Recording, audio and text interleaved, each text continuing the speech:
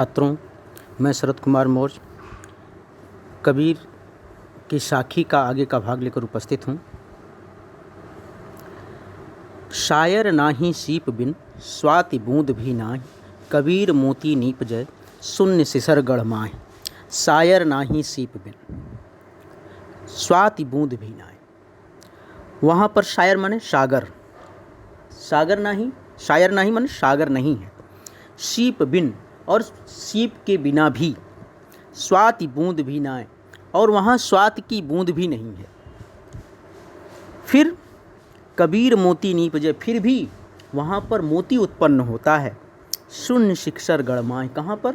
शून्य शिखर में अर्थात सहस्रार में। पहले तो एक जानकारी है कि जो मोती है वह समुद्र में पाए जाने वाले सीप के बीच में उत्पन्न होता है। और वह कब उत्पन्न होता है कि जब स्वाति नक्षत्र, वर्षा ऋतु में स्वाति एक नक्षत्र आता है। जब स्वाति नक्षत्र की वर्षात होती है तो सीपी का मुंह खुला हुआ होता है। अगर उस स्वाति नक्षत्र की बूंद का पानी सीपी के मुंह में चला जाता है तो वही पानी बाद में मोती बन करके, जो नेचुरल मोती होता है, प्राकृतिक मोती, वह मोती उसके मुंह में, सीपी के अंदर आकार ले लेता है या निर्माण होता है मोती का। इस तरह से मोती बनता है। अब कबीर कह रहे हैं कि वहाँ पर समुद्र भी नहीं है, क्योंकि सीपी समुद्र में पाई जाती है, तो वहाँ समुद्र भी नहीं है और सीपी भी नहीं है और स्वाति बूंद की बरसात भी नहीं, स्वाति नक्षत्र की वो बरसात भी नहीं होती, वैसा पानी भी नहीं है।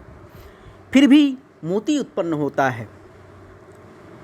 कहाँ पर? शून्य शिखर गढ़माहि, वो शून्य शिखर में अर्थात सहस्रार में। ये सहस्रार कहाँ है? जो योगी हैं, हठ योगी हैं, सिद्ध हैं, गोरखपंथी हैं, इन योगियों की ऐसी मान्यता है कि शरीर का जो निचला भाग है, कहने का मतलब कि नाभि से नीचे के भाग से लेकर के नाभि से ऊपर, उसके ऊपर और फिर होते हुए जो सिर का सबसे ऊपरी सिरा है, यहाँ पर इस तरह से वो कुंडलिनी जागृत करते हैं। जो योगी हैं, हठ योगी हैं, वह एक कुंडलिनी की परिकल्पना करते हैं और उस कुंडलिनी को जागृत करते हुए अपनी आत्मा को, अपने ध्यान को चरणबद्ध तरीके से धीरे धीरे नाभि से नीचे से उठाते हैं और उसके ऊपर नाभि से ऊपर, हृदय से ऊपर, इसको लेते हुए सिर के सबसे ऊपरी भाग तक ले जाते हैं। तो जो शरीर का सबसे ऊपरी भाग है उसे सहस्रार कहते हैं या शून्य शिखर कहते हैं। तो उस सहस्रार में वो कह रहे हैं कि जब हमारी आत्मा वहाँ पहुँचती है तो क्या होता है कि वहाँ पर न तो समुद्र है, न तो सीप है और न ही स्वाति नक्षत्र की बूंद है, वर्षा है। फिर भी वहाँ पर मोती उत्पन्न होता है इस सहस्रार में। इस जो सिर का सबसे ऊपरी भाग है, शून्य शिखर है, इसे सहस्रार कहते हैं। यहाँ पर जब योगी अपना ध्यान लगाते हुए चरणबद्ध तरीके से यहाँ अपनी आत्मा को, अपने मन को पहुँचाता है, अपने ध्यान को पहुँचाता है, तो यहाँ पर ब्रह्मानंद, ब्रह्म का आनंद प्राप्त होता है, परमानंद प्राप्त होता है। तो ब्रह्मानंद रूपी मोती यहाँ पर बिना समुद्र के, बिना सीपी के और बिना ही स्वाति नक्षत्र के बूंद के ही, बिना वर्षा के ही यहाँ पर ब्रह्मानंद रूपी मोती प्राप्त होता है। आगे है, पाणी ही ते हिम भया, हिम होए गया विलाय, जो कुछ था सोई भया, अब कुछ कहा न जाए। पाणी ही ते हिम भया, कबीर एक उदाहरण देते हैं, दृष्टांत देते हैं आत्मा और परमात्मा के मिलन को समझाने के लिए। जिस तरह से पानी जम करके बर्फ़ बन जाता है, हिम माने बर्फ़, तो पानी जम कर बर्फ़ बन गया, हिम होए गया विलाय, और वो बर्फ़ फिर पिघल कर क्या बन गया? नष्ट हो गया, तो पानी बन गया। तो पानी जम करके बर्फ़ बन गया और वह बर्फ़ जब नष्ट हुआ, ख़त्म हुआ, तो क्या हुआ? फिर से पानी बन गया। अब कहना क्या चाहते हैं कि जो कुछ था सोई भया, अब कुछ कहा न जाए। कबीर कह रहे हैं कि जो कुछ था वही हो गया, अर्थात पानी ही था जो बर्फ़ बना था, फिर से पानी हो गया। तो जो कुछ था सोई भया, अब कुछ कहा न जाए, अब कुछ कहने की आवश्यकता ही नहीं बची। तो जो कुछ था वही हुआ, अब कुछ और कहने की आवश्यकता नहीं है। यह दृष्टांत इसलिए देना चाहते हैं कि जिस तरह से पानी बर्फ़ बन जाता है और बर्फ़ पुनः पिघल करके पानी बन जाता है, जो था वही बन जाता है, उसी तरह से आत्मा जो परमात्मा से बिछुड़ करके अलग होती है, पुनः मर करके आत्मा में परमात्मा में विलीन हो जाती है। अर्थात जो थी वही बन गई, अर्थात परमात्मा से ही अलग होकर के आत्मा एक शरीर का रूप धारण करती है। और पुनः जब शरीर मर जाता है, शरीर मृत हो जाता है, तो आत्मा पुनः परमात्मा में जाकर मिल जाती है। तो जो कुछ था वही हुआ, अर्थात परमात्मा से ही हम विलग हुए थे और परमात्मा से ही आत्मा जाकर के मिल जाती थी। जो था वही था हुआ। तो इसमें और कुछ कहने की आवश्यकता नहीं है, अर्थात इसमें और बहुत चिंता करने की ज़रूरत नहीं है, बहुत शोक मनाने की ज़रूरत नहीं है।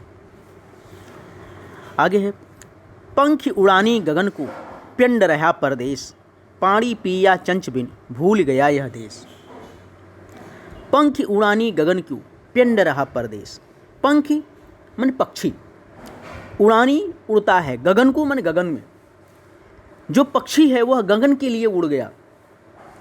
पिंड रहा परदेश, पिंड माने शरीर, पिंड जो शरीर है वह इसी देश में रह गया।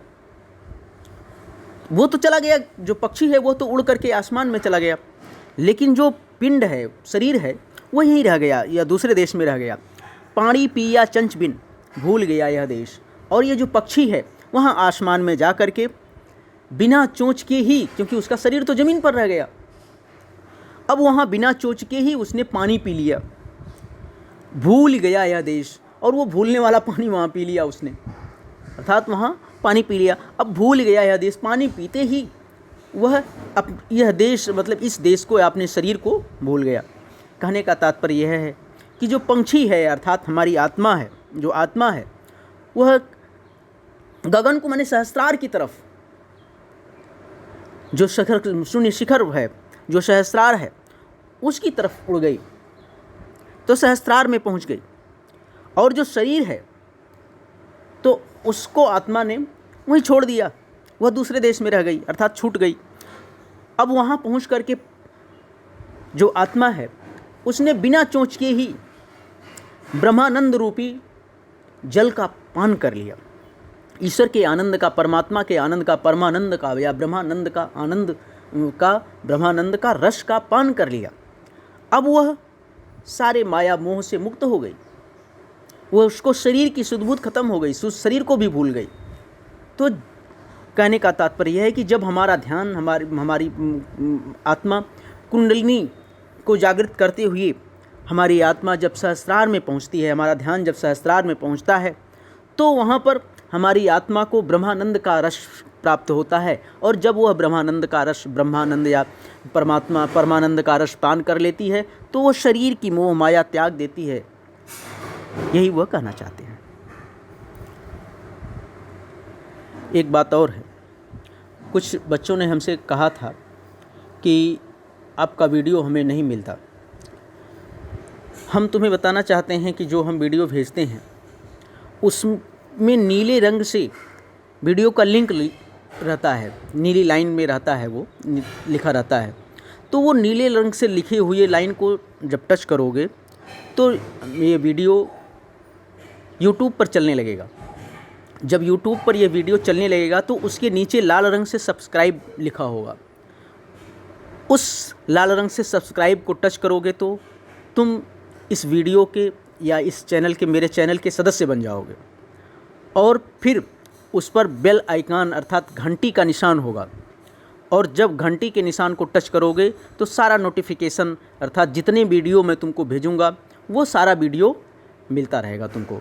इसलिए वीडियो चलाने के लिए नीले रंग के निशान को टच करो, और जब वीडियो यूट्यूब पर चलने लगे तो लाल रंग के सब्सक्राइब को टच करो, और फिर घंटी के निशान को टच करो।